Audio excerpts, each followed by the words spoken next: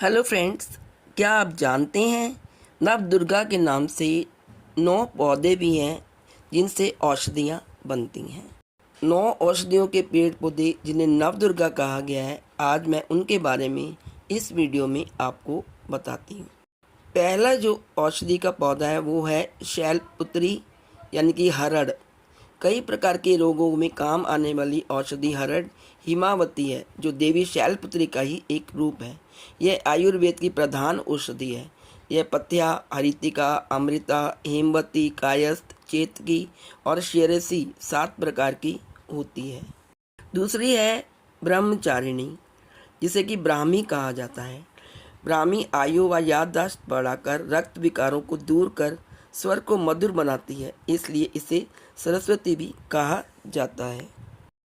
Third है चंद्र घंटा, यानी इसे कहा जाता है चंदूसूर। यह एक ऐसा पौधा है जो धनिये के समान है।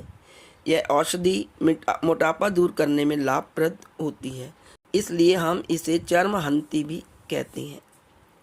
नंबर 4 कूष्मांडा। कूष्मांडा पेठे को कहते हैं। इस औषधि से पेठा मिठाई बनती है, इसलिए इस रूप को पेठा कहते हैं। इसे कुम्हड़ा भी कहते हैं, जो रक्त विकार को दूर कर पेट को साफ करने में सहायता करती है। मानसिक रोगों में यह अमृत के समान है। आजकल स्क्रीन से बनने वाला पेठा नहीं खाएं, घर में ही बनाएं। 5वां है दोस्तों स्कंद माता। स्कंद माता कहते हैं अलसी को। देवी स्कंद माता औषधि के रूप में अलसी में विद्यमान है। यह वात, पित्त व कफ रोगों की नाशक औषधि है। इसमें फाइबर की मात्रा ज़्यादा होने से इसे सभी को भोजन के पश्चात काले नमक से भूनकर प्रतिदिन सुबह शाम लेना चाहिए। यह हमारे रक्त को भी साफ करती है। छठा है दोस्तों कात्यायनी। कात्यायनी मोइया को कहते हैं। देवी कात्यायनी को आयुर्वेद में कई नामों से जाना जाता है, जैसे अम्बा, अम्बालिका व अंबिका। इसके अलावा इन्हें मोइया भी कहते हैं। यह औषधि कफ, पित्त व गले के रोगों को नाश करती है। 7वीं है दोस्तों काल रात्रि। इसे नागदौन औषधि कहते हैं। यह देवी नागदौन औषधि के रूप में जानी जाती है।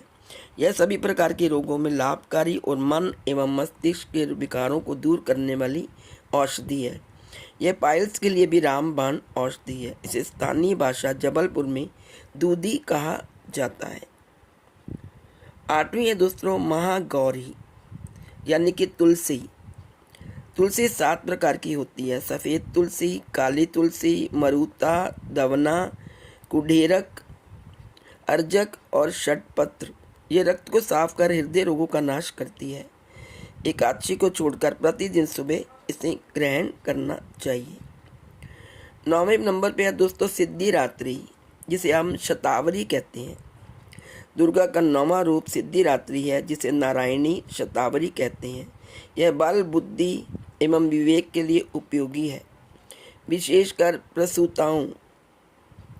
जिन माताओं को ऑपरेशन के पश्चात अथवा कम दूध आता है, उनके लिए रामबाण औषधि है। उन्हें इनका सेवन करना चाहिए। आइए हम सभी इस नवरात्रि के पावन अवसर पर इन प्राकृतिक आयुर्वेदिक औषधियों का सेवन कर स्वयं को स्वस्थ बनाएं एवं जन जन तक पहुंचाएं। जय माता दी।